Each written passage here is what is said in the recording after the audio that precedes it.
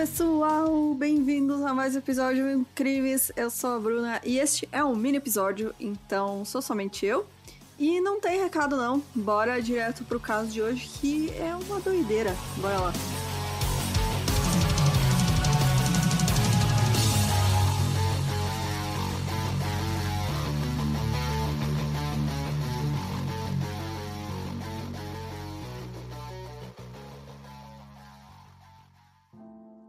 O Haj Mohamed Mesfewi, eu não consegui encontrar a data de nascimento dele, porque isso é há muito tempo atrás, então estima-se que ele tenha nascido entre os anos de 1850 e 1870 em Marrakech, no Marrocos. Ele era um sapateiro de profissão, ele também trabalhava escrevendo cartas para as pessoas, né, que não sabiam escrever, então meio, né, como é que é o filme brasileiro? O Central do Brasil, né? Fernando Montenegro lá escrevendo carta, ele fazia isso também para ganhar uns trocados. E ele tinha uma pequena loja, né? A sapataria dele no centro da cidade, que nessa época era visitada por muitos mercadores e turistas. Então, no início dos anos 1900, Marrakech era o centro do comércio no continente africano. Então, por isso, muitos comerciantes estrangeiros passavam por lá o tempo inteiro. Não só estrangeiros, mas também, né, do Marrocos. Então, muita gente de fora, muita gente de lá, era muita gente passando o tempo inteiro. E isso tornava muito difícil para os guardas locais acompanhar o aumento da taxa de criminalidade, porque eles daí não tinham certeza, né, quem que estava cometendo esses crimes. E foi assim que o Haj fez dezenas de vítimas até finalmente ser descoberto. Ele era um serial killer. Para as famílias e autoridades locais, as mulheres que estavam desaparecendo em Marrakech, elas na verdade estavam sendo sequestradas por pessoas de fora, porque elas não deixavam rastros para que pudessem ser encontradas. Então, realmente não tinham pistas, elas sumiam da noite para o dia, ninguém sabia onde elas estavam. E o Haj era conhecido pela maioria dos habitantes locais, porque ele era um dos poucos sapateiros da cidade, mas não era muita gente que gostava dele não, ele era uma figura não tão grata assim, porque as pessoas achavam que ele sempre era muito misterioso, muito reservado, como se ele sempre estivesse tentando esconder alguma coisa, então as pessoas não confiavam muito dele. E aí, com a ajuda de uma mulher de 70 anos, chamada Ana, o Haj nessa época tinha uns 60 anos, ele matava as mulheres jovens que iam até a loja dele para ditar as cartas que ele mandava, né? Então ele atraía as vítimas com isso, né? Dizendo que ele enviava cartas para as famílias, essas mulheres que estavam viajando. E aí ele usava drogas para incapacitar elas e decapitava elas com uma adaga. Isso em 1906, foram por volta de 30 mulheres que já tinham desaparecido, sido reportadas como desaparecidas, né, em Marrakech, e a família de uma dessas mulheres conseguiu refazer os passos conhecidos dela, conseguiram refazer, né, toda a rota que ela tinha feito, e levou eles até a loja do Haj.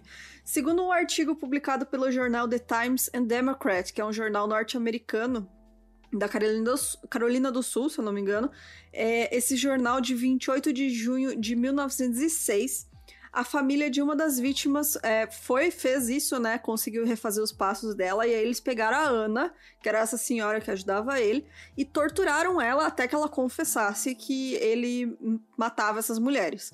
E isso levou à descoberta de 26 corpos de mulheres decapitadas que estavam enterrados embaixo da loja do Haj. E daí, depois disso, ele foi preso e mais 10 corpos foram descobertos em seu jardim. Então, no total, 36 mulheres. Acredito que se ele tenha matado muito mais que isso, né? Só, sei lá, onde é que ele colocou, devia estar faltando espaço já na loja dele, no jardim, né? A Ana morreu sob tortura. E aí o Haj foi preso e também foi torturado. E assim ele confessou que tinha matado essas mulheres por dinheiro, apesar de muitas delas ter pouquíssimo dinheiro. Elas eram mulheres pobres, né, que só precisavam mandar uma cartinha. Então ele matava pelo mínimo que ele podia, ele matava.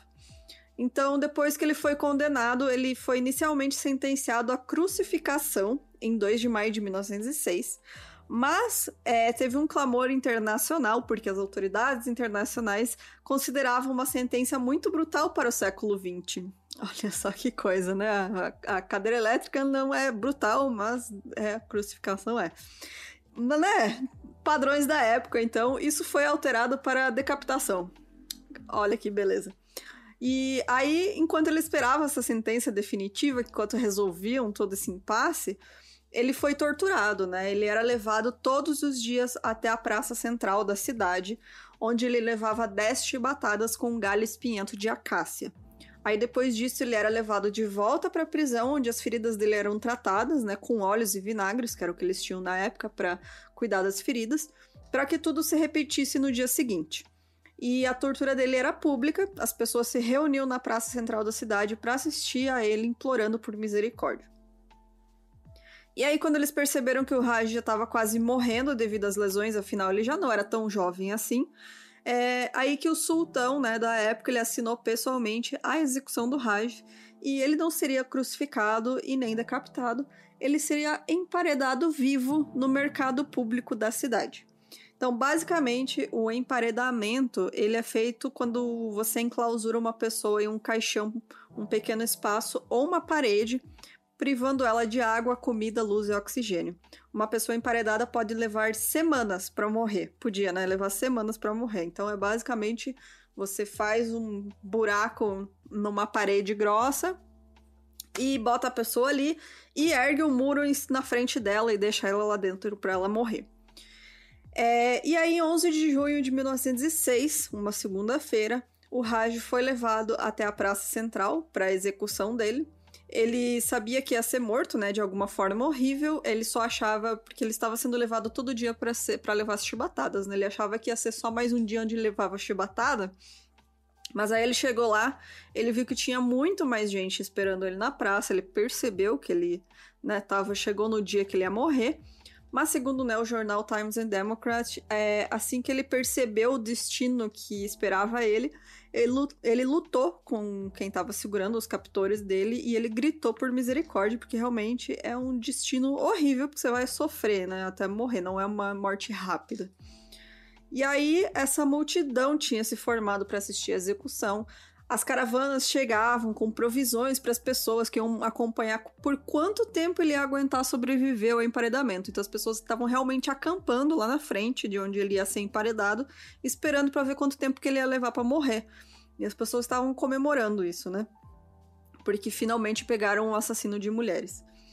E aí o mercado principal de Marrakech, ele tinha umas paredes bem grossas. E em uma dessas paredes, né, de frente para o mercado, foi aberto um buraco com 1,80 m de altura, meio metro de largura e meio metro de profundidade, um pouquinho mais de meio metro, né, uns 60 centímetros. Ele já era um homem, né, na casa dos 60 anos, ele não era muito grande, e por isso esse espaço era o suficiente para ele se mexer um pouco. Eles não queriam que ele sufocasse tão rápido, né, queriam que ele sofresse, e por isso o espaço era só um pouco maior do que o necessário para que isso acontecesse.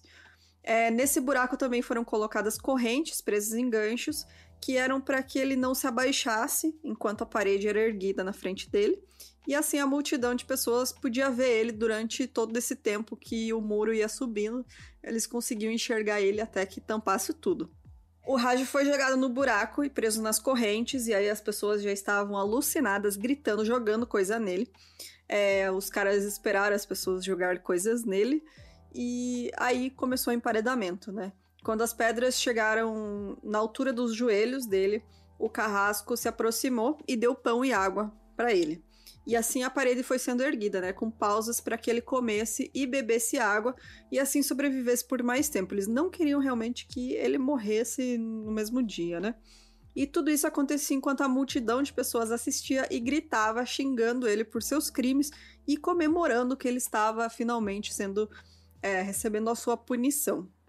E aí, quando a tumba finalmente foi fechada, as pessoas se aproximaram para ouvir, né, os gritos abafados dele atrás das pedras. E aí, cada vez que ele gritava lá dentro, a multidão do lado de fora gritava e comemorava em resposta. Então, segundo os relatos, ele passou 2 dias gritando sem parar, enquanto as pessoas do lado de fora acompanhavam. Então, cada vez que os que estavam mais próximos da parede escutavam os gritos abafados dele, essas pessoas começavam a comemorar e gritar de volta xingando ele, e era um efeito manada, assim, né? Todo mundo gritava e comemorava quem estava lá na praça da cidade de Marrakech.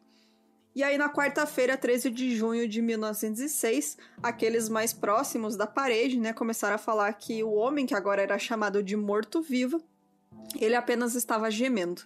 Até que então os gemidos finalmente pararam e a multidão xingou ele por ter morrido tão cedo. Então eles reclamaram porque eles ficaram lá esperando passar mais dias, né, com toda aquela festa, porque virou uma festa, basicamente, estava todo mundo lá. E aí acabaram xingando ele porque a diversão acabou porque ele morreu tão cedo assim. Então é isso, gente. Eu achei esse caso uma loucura. Eu particularmente não conhecia. Então fica aí uma anedota histórica também para vocês, né? Um serial killer do Marrocos que teve um destino horrível. E se você tiver sugestões de caso, manda pra gente no e-mail milcrimes@gmail.com. Entra lá no nosso site. Eu tô começando a colocar os nossos roteiros lá no site pra você que quiser ler.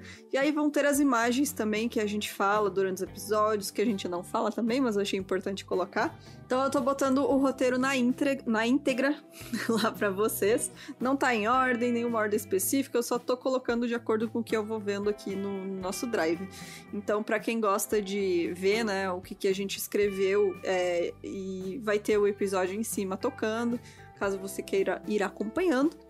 E também a gente vai colocar links, né, para vocês darem uma olhada, assim, documentários, enfim, tudo que a gente comenta durante o episódio. Então é isso, gente. Muito, muito obrigada. Apoie o Mesmo Crimes, ajude a gente a crescer. E beijo, até semana que vem. Tchau, tchau.